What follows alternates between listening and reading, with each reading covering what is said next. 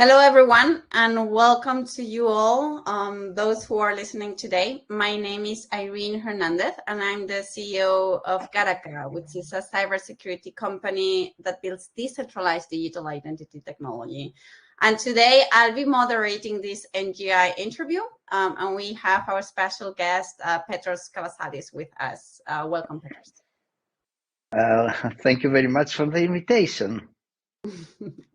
Before I make the introduction that you truly deserve, let me discuss a little bit what we will be talking about today. A dear topic to me, decentralized digital identities, to which I've dedicated the last probably 7 years of my life.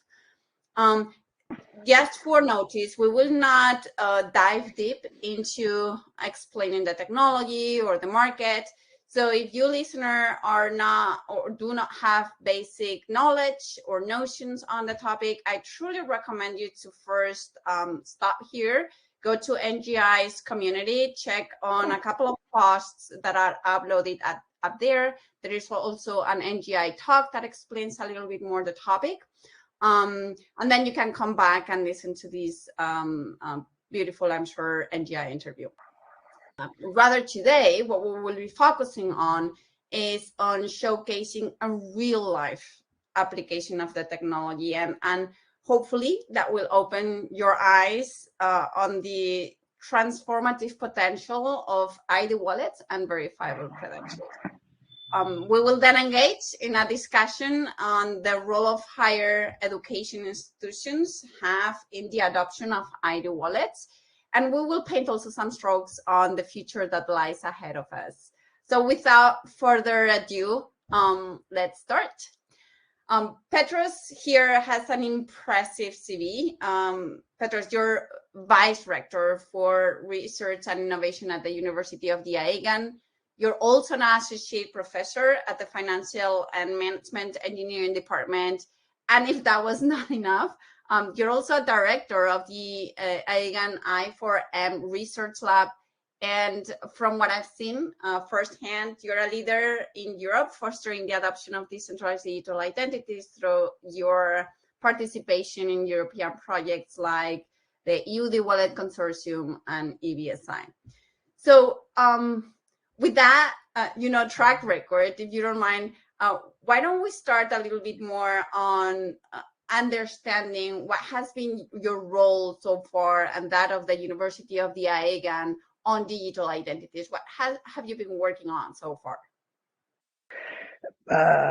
First of all, thank you for the warm introduction. I'm really pleased to be again within the NGI community and have this special discussion with you on the digital identity, I guess the current evolutions and future things which are coming quickly. The horizon is plenty of new evolutions and new possibilities and new services emerging right now. In fact, in the University of the Aegean, we do research work, kind of digital identity several years now, from the old Stork days. Stork was the first project, European project, pushing the idea of one digital identity for every European citizen for many usages, many cases, not only to serve the administration needs, but serving needs of the society, of the economy. Based on this experience, we played a little bit with the idea of applying the concept to the specific domain of the education. It is a domain where the needs of authentication of students, of academic personnel are really daily. The universities, we have systems, information systems which authenticate users many times per day. And of course, in order to provide this access, transparent, seamless access to our services to the students and the academic personnel, we have our own access-based identity systems. And of course, we'll use the large system of the authentication of the federation authentication provided by Aegean. But this is the world we live now, or if you want, it's the world we lived a few days ago with the COVID and the acceleration of the digital transformation, we face new challenges. And the big challenge is to make everything now really digital, really credential, in the sense that we need to have this authentication mechanism, these digital identities portable, and of course, secure, stored in our mobile phones. So we started to implement such a prototype a few years ago, a digital identity for students and the academic personnel that can be a credential, a digital credential. And in this sense, the credential can progressively replace the existing authentication tools and schemes. And we applied the idea not really within the university, but within a larger concept, which is the Erasmus Alliance.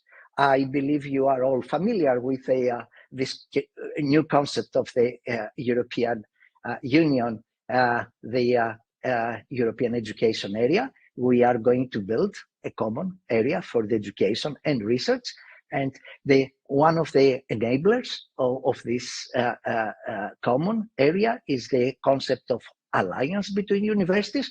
We work together now, several universities in Europe, towards constellations of activities in order to provide the transnational and structured environment which can host the activities of people from many different countries, from many different universities, from many different disciplines. So the alliance is, in a way, the future university, the university of the future.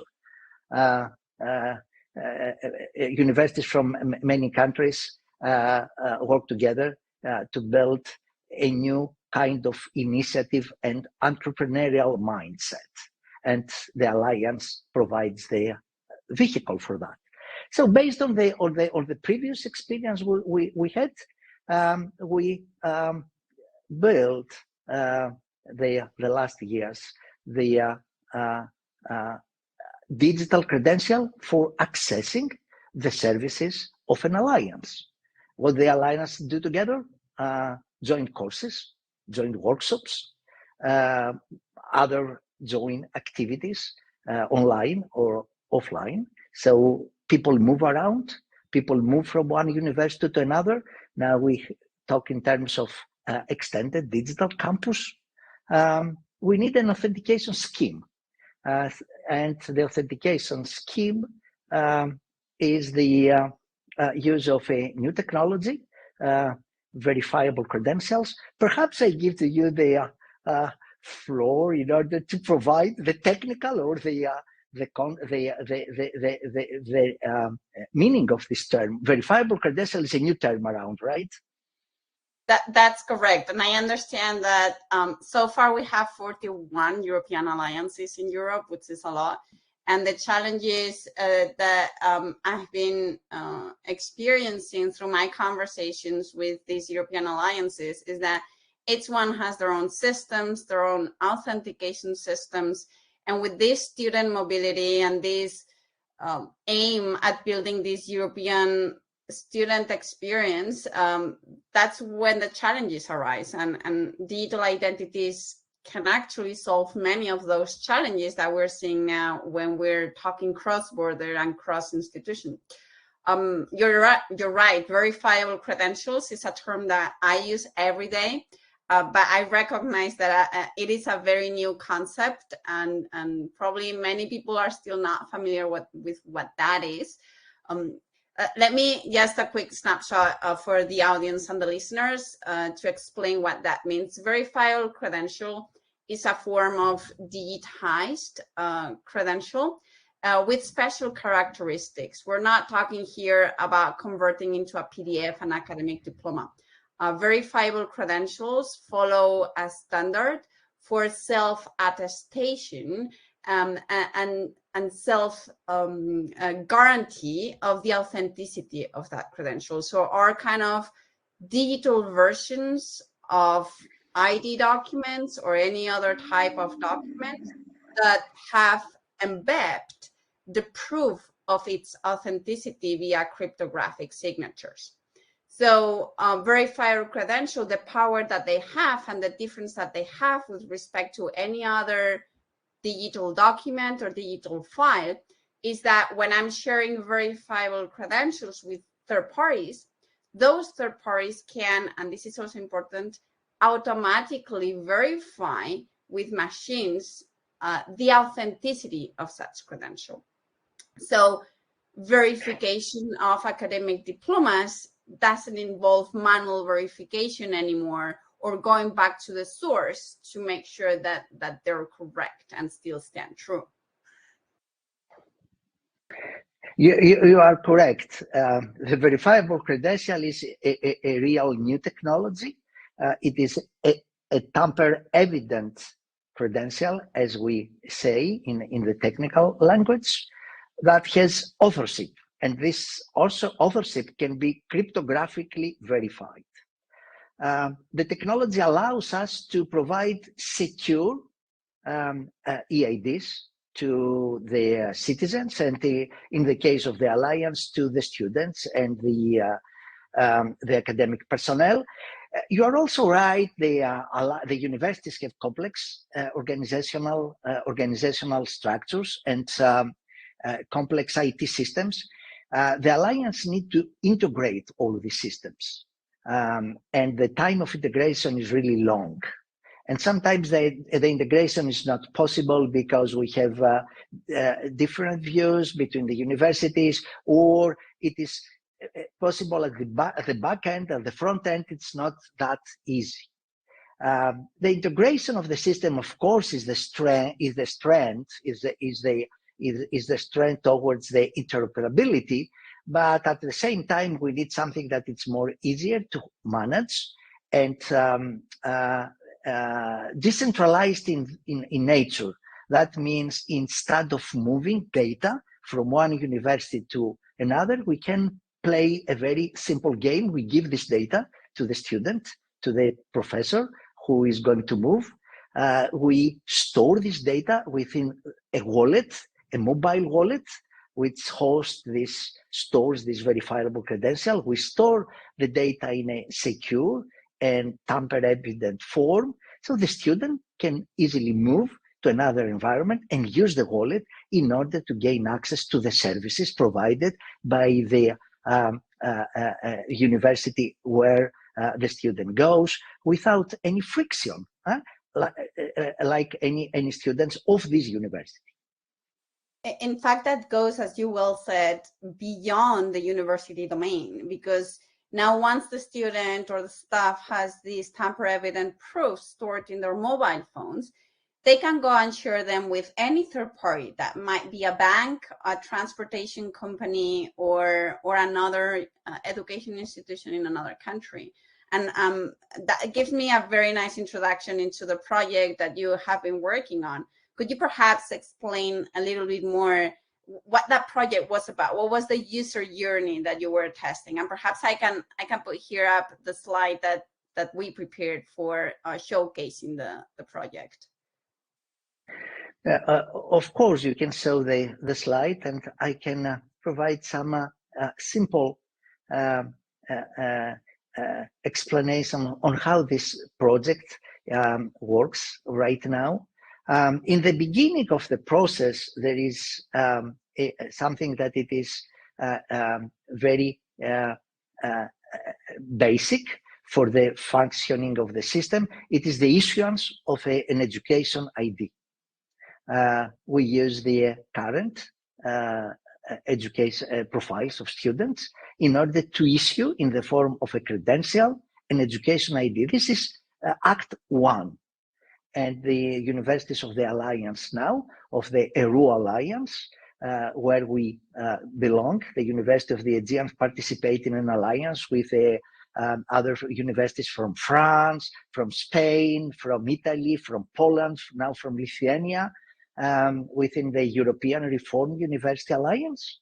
And every university issues their IDs of the student in the form of such a credential. We know that in several other cases we use plastic cards Apparently you, I guess you would agree, the mobile device, it's the device we bring to all time to with us, so it is much more convenient to have this ID instead of a plastic card within a mobile phone. So the first act is issue such an identity,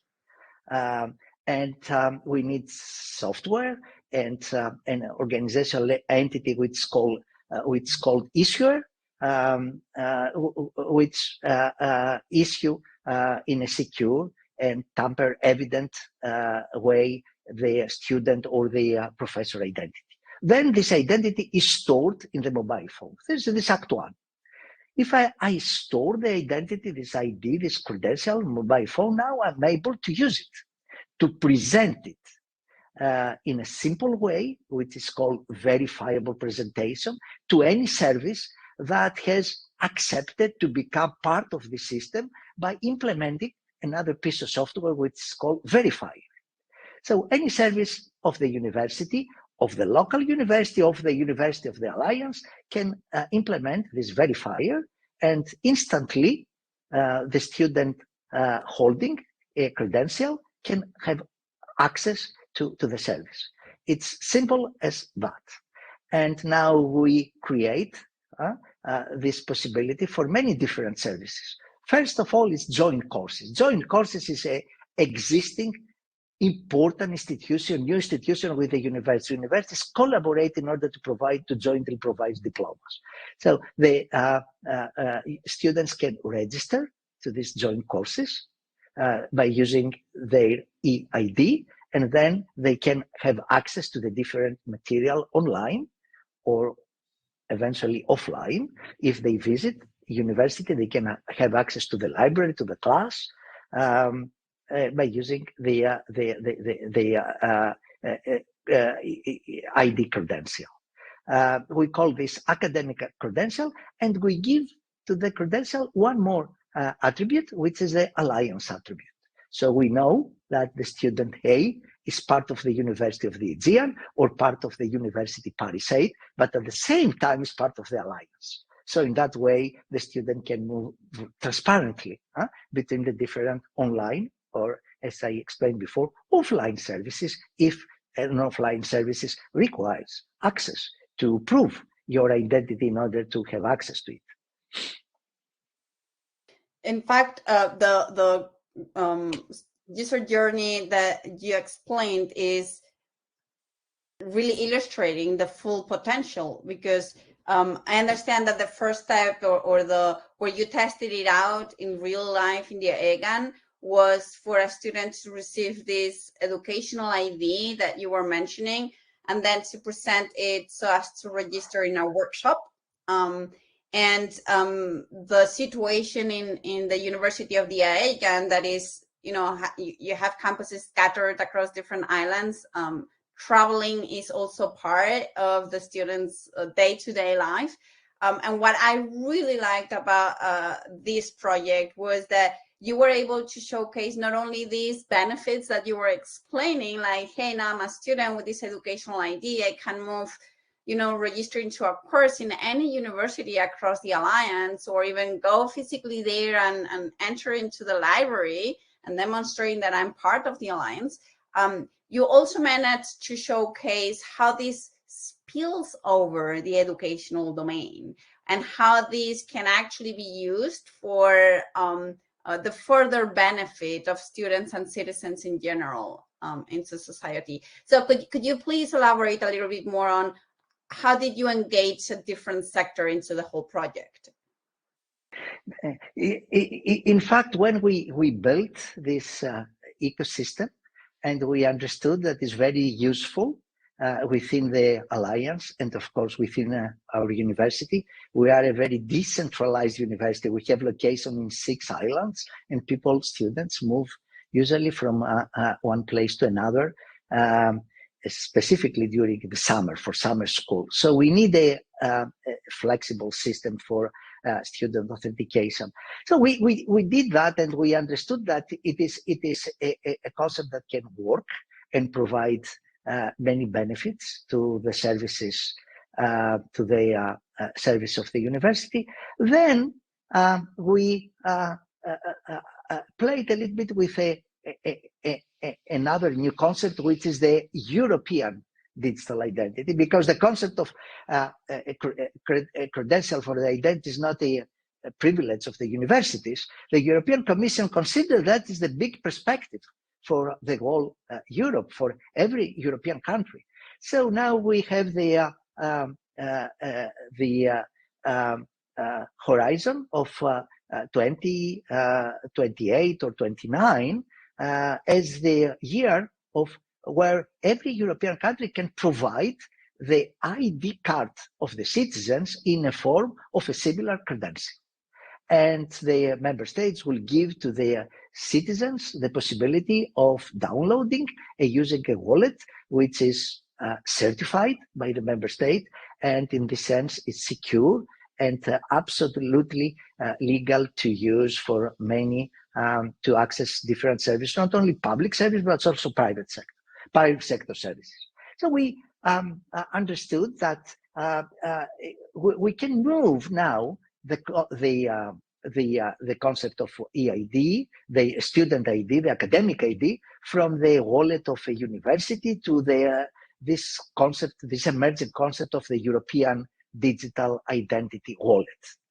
And in this sense, we can access now other services, not only university service, not only academic services. So we work together with a ferry company in Greece, and we work also in the context of EWC, which is one of the projects pushing towards the application of the European digital identity to the different cases and sectors. So we worked with a ferry company in Greece in order to use the education ID as the proof of identity to register students, to issue tickets for students, apparently with some price reductions, and of course issue also the boarding pass. So a student can use the education ID to not only to access a service within the university, but to access also services in the ecosystem of the university. And for us, number one partner is the ferry companies, the airline companies. So now the students of the University of the Aegean and the Alliance, and in the short future with the Alliance, we are working together. For example, Una Europa Alliance and Phil EU Alliance can have access to the services of these specific ferry companies and other ferry companies when students travel to Greece by using their education ID credential. In that way, we have a seamless experience. We are talking now about a new student experience. With one credential, I present one credential and I gain other credentials based on this credential that give the student the possibility to register, issue a ticket, issue a boarding pass, and now we plan new applications, extending the domain of the application beyond traveling. So this is the perception we have now is once you start to play this game, immediately you understand that it's not a game dedicated to the needs of the university. It's a game that can enable an ecosystem of services around the university, around our students. And I understand and acknowledge that Europe got it very early on. They understood that digital identity really is a core service, a core process that happens to virtually every single transaction that happens between citizens or between companies and citizens, or even between governments and businesses and citizens. So, and they're saying this further role or this horizontal role of digital identities, you start seeing this unlocking of use cases. So you start with your environment, in this case, the universities. Then you see that this can enable you to get other credentials from other domains. And in return, these credentials can get you to other credentials in further other domains. And this is how you slowly start to understand that this is not one siloed initiative. It is truly a European, and I would dare to say a world initiative that has acknowledged that we really need to change the authentication architecture of the internet. You touched on very important topics. So Europe launched this regulation that has been very recently approved already by the Parliament and the Council. So it's already a reality. And we have a time frame more or less of 2 to 3 years to roll this out into full production at European scale. So we have understood that we're transitioning from domain-specific wallets, where you would store credentials, to a more generic concept of ID wallets.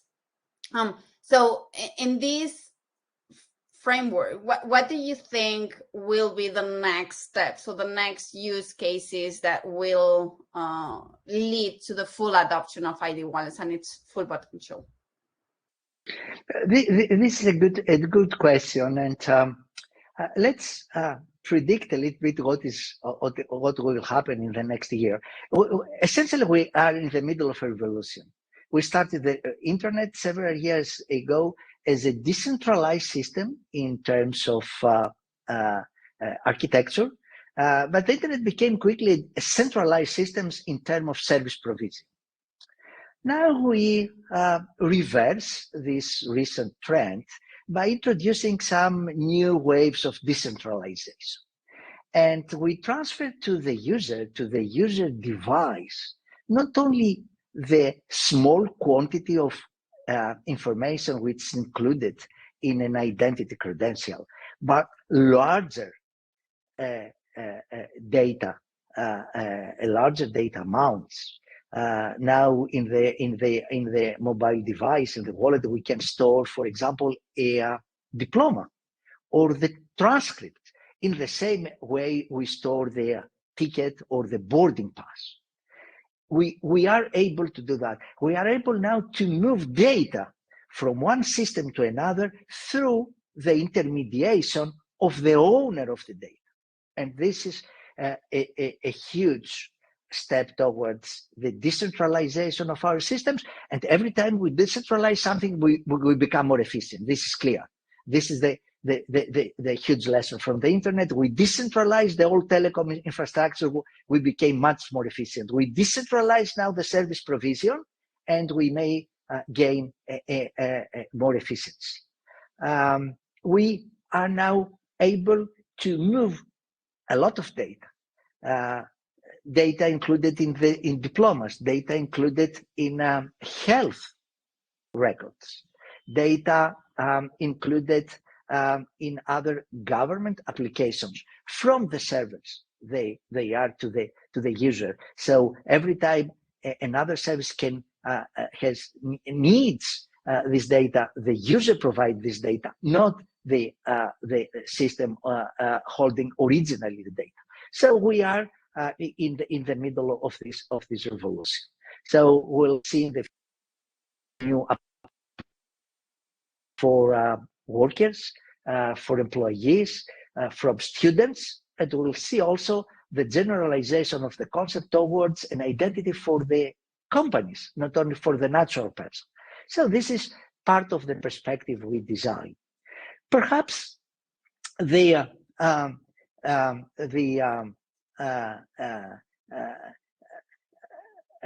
last mile we have to the last mile we have to walk is to think if it is possible to extend the system towards payment.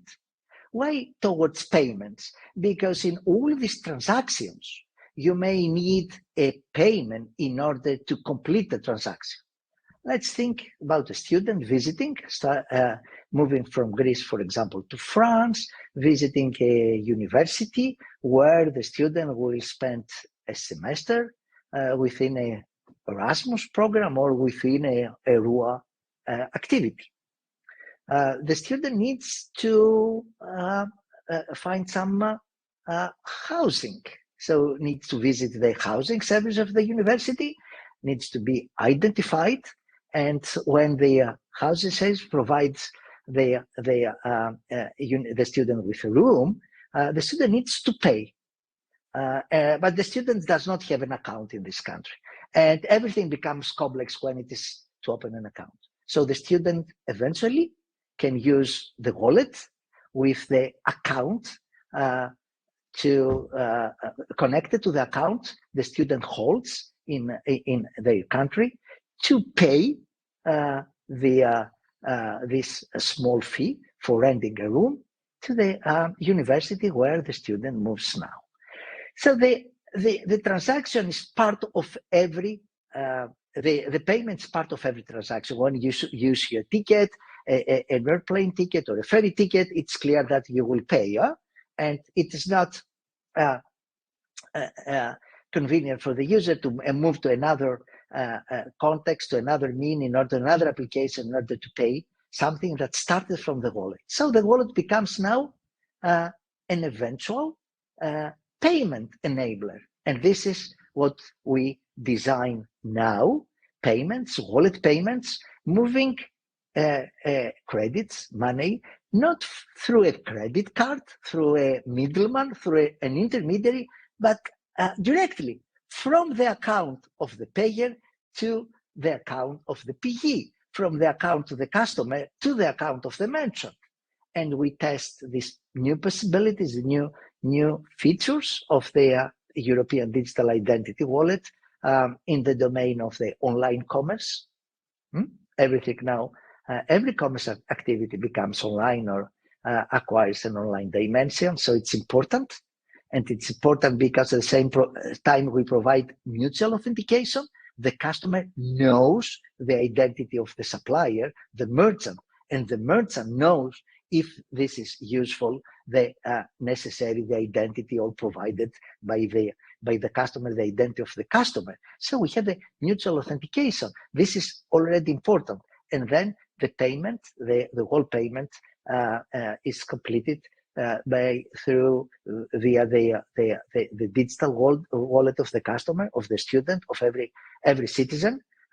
This is the new challenge, and this challenge is very important. It's critical.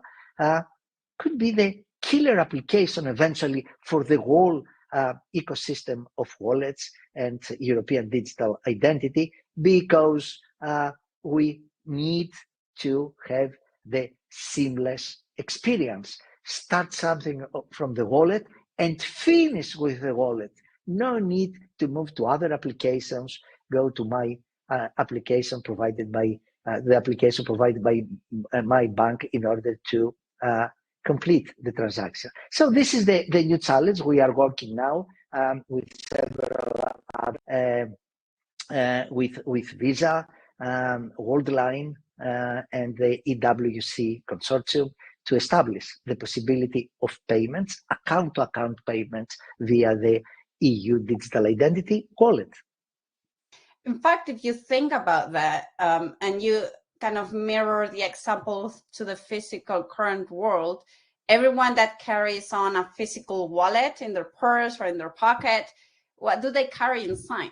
They carry IDs and they carry money, because that's what's really necessary to go on in life, to access to services. You need to identify yourself, identify that you have a transportation card or that you're you, and then you need to pay for the services. It all comes hand in hand. And I would even go one step further, which is the signature of documents, e-signature. We all know that e-signature is becoming more and more often part of our lives. But this is truly and equally important in every single transaction. In the very same example that you placed with a student traveling abroad and trying to get access to housing, for that rental service, they'll have to sign a rental contract. So in the end, every single transaction eventually implies transfer of data plus authentication, signature of agreements or terms of use, whatever you want to call it, and payment for the service. So if we manage to put all of those functionalities in one single EUDI wallet, well, I bet that will make our lives much, much easier. There is one thing I'd like to clarify, because every time I have this conversation with newcomers, people that hear to this world for the first time, there is a common reaction that I get from individuals, from people, and it's this scared feeling that by having everything in one single place can be, for some reason, less private and less secure. So there are two typical questions that arise from this concept of EUDI wallets and streamlining and making everything so easy by means of an EUDI wallet. And is one, what if I lose my phone? And the second question is, oh, that's scary. Now the government, the provider of this EUDI wallet, will know everything about me. What would you answer to those concerns, Petros? Actually, regarding the first question, we designed the system in that way that if you lose your mobile phone or any device your identity is stored, it will be the possibility to install everything in the new device, which will replace the device you are going to lose. So it is clear that the system will provide all the necessary safeguards in order to avoid the risk of losing your personal information together with your device. Regarding who is the owner of the data within your mobile, I think these wallets will be certified by the European law, specifically the European law for the digital privacy. And this certification, which will be a process, verified itself by the competent authorities and by the citizens and the organization of the citizens themselves, I believe will give to the wallet, to this digital wallet, all the features that provide the maximum possible privacy safeguard for students. And this is the main difference with the current wallets we use. We use all the time the Apple wallet or the Google wallet or the Samsung wallet or other wallets provided by private companies right now, eventually outside of Europe or even within the zone of the European Union. These wallets belong to the first generation. They don't include all these necessary for privacy safeguards. The objective of one wallet for every citizen came after the experience of the COVID-19 certificate. We understood that everybody now needs to have their own credential in a digital form. The COVID-19 certificate opened the way. We built something that it was technically incomplete at this point of time, but opened the discussion on how we can build secure and privacy-friendly software in the service of the citizens. And now we have the legislation called EIDAS 2.0. It will be finally announced in this month or next month as the legal framework that allows the citizen to control the data stored in their wallet and does not allow other partners, other organizations transacting with the citizen to have access to this data. That's exactly right. I think one misconception of the EUDI wallet is that it will be an attempt to violate our privacy, when it has been designed precisely to do the exact opposite, with privacy at the core of its design. So we truly have an advantage when we transition to this new architecture, by means of gaining full control on our data, of understanding who we share it with, revoking those consents super easily from our wallet, and being us the only ones that decide who we share the information with, instead of having backend channels as we have today. So I want to emphasize this point, because everyone working in this space is designing or is including privacy by design rules within the technical and legal specifications. And I definitely can assure you that citizens should be rest assured that privacy will be preserved and definitely enhanced from what we have today. So yes, you're absolutely right. We are going to establish now in Europe the framework that allows the protection of the data within this wallet, to cut the story short. In the same way, the European Union has legislation for what is safe food for the citizen. We are going to build legislation what is safe technology, what safe software for the citizen, what safe wallet for the citizens, and the member states will certify this. In this perspective, I think the citizens will have all the guarantees that the wallet is not cannot be used from any other organization to spy their activity. That is correct. So let's wrap up the conversation. In my opinion, higher education institutions have had, up until now, a very critical role in the development of decentralized digital identities, in the adoption of decentralized digital identities. To start, because the user base within the educational system are students, which are Gen Z individuals, very prone to using digital tools, demanding the use of digital tools. So it really fits in that the universities is taking this leadership role in defining and adopting and moving forward. And because universities also have relationships with many other partners.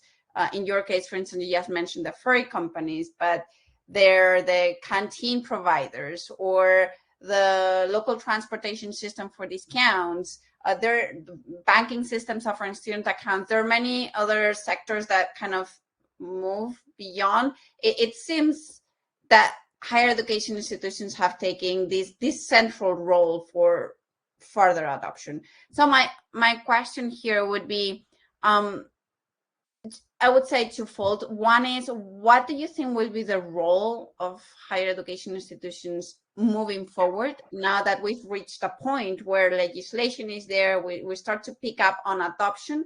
What will be the role moving forward? And the last question is, what would you recommend another higher education institution that has not yet been exposed to decentralized digital identities, what they can do to embark into this new journey? The natural role of the universities is the role of pioneer in this revolution. We have, as you correctly said, we have students. We are crazy with their mobile phones. They spend a lot of time with their mobile phones. It is time to recognize it and give them the services we provide them in that configuration, in that shape, in that format, which is adapted to the generation of the mobile phones. And we are lucky. because we have customers ready to adopt it.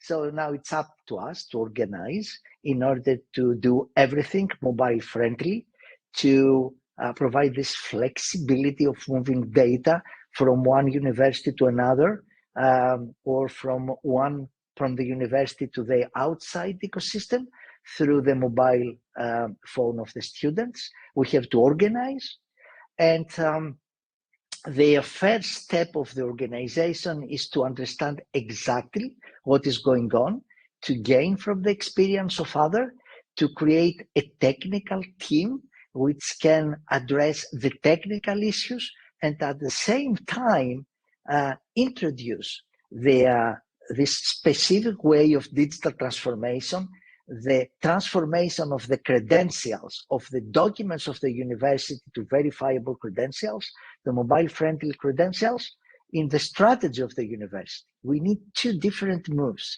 The management of the university should understand that here is something that is benefit and it is cost saving. It is necessary to understand that we cut costs in that way, and we provide a new student experience that it will be immediately adopted by the students. So the first step is the strategy, and the second step is form a technical team, find the right partners in the technology domain to work together, other universities or technology companies having the experience and providing the infrastructure the universities need in order to develop this kind of new functionality.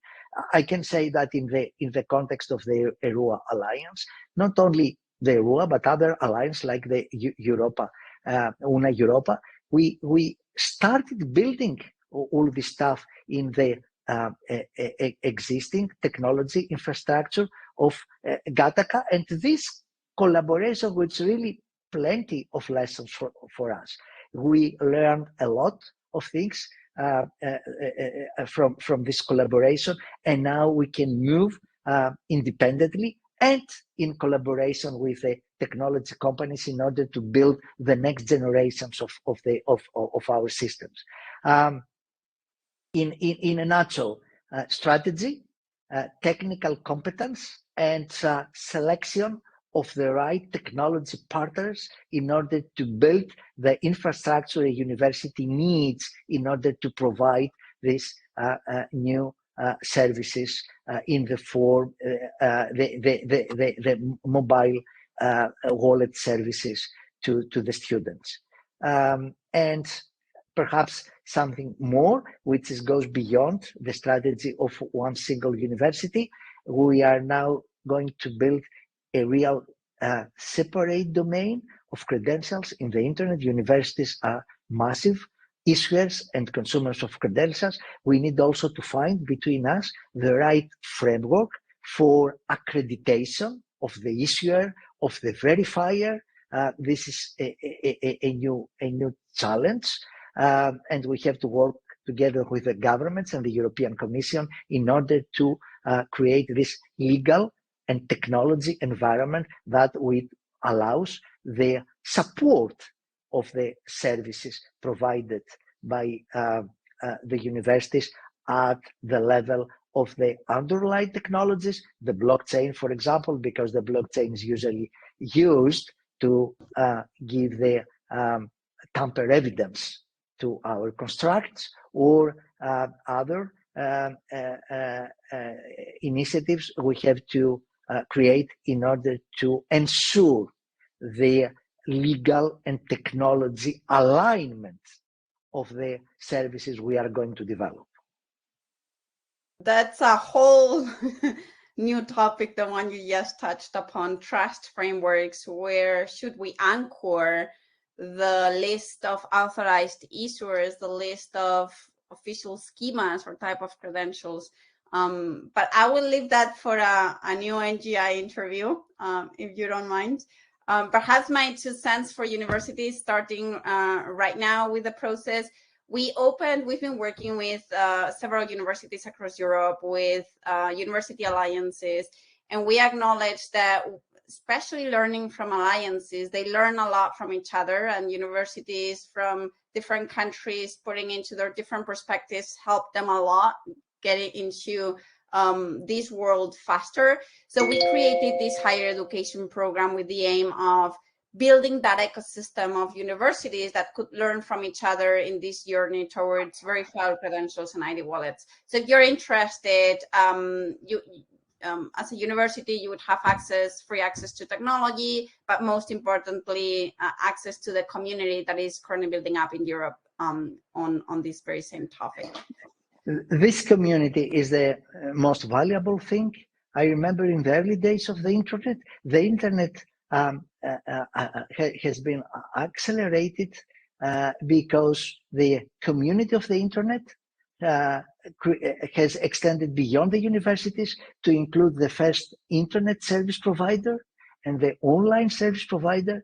And we have been working together for many years in order to build all this wonderful infrastructure, which is the internet today. I think in a similar way, we have to work together, the regulator, whatever is the member state or the European Commission, universities, the technology companies having the competence and the software and the infrastructure which is needed, and of course the service providers, which provide services to adopt, to learn, to understand. This is an easy adoption. It's really an easy adoption. It is a piece of software that everybody can adopt, can implement within its own IT system in order to provide the verification of a credential. So the access based on tamper-evident information. We need to build this community, and as much as we enlarge this community and we work with more players, more partners, I believe we'll have more gains, we'll make more progress, we'll be able to address new challenges, and finally create the services of the 21st century, because this is a service, online, wallet credentials, IDs within the wallet, data within the wallet, payments with the wallet are services of the 21st century. I could not have said that better. Thank you, Petros, for your time for today's interview. It was super insightful for me and hopefully for the listeners too. Thank you for your time today. Thank you for the invitation. It's always a pleasure to discuss with you.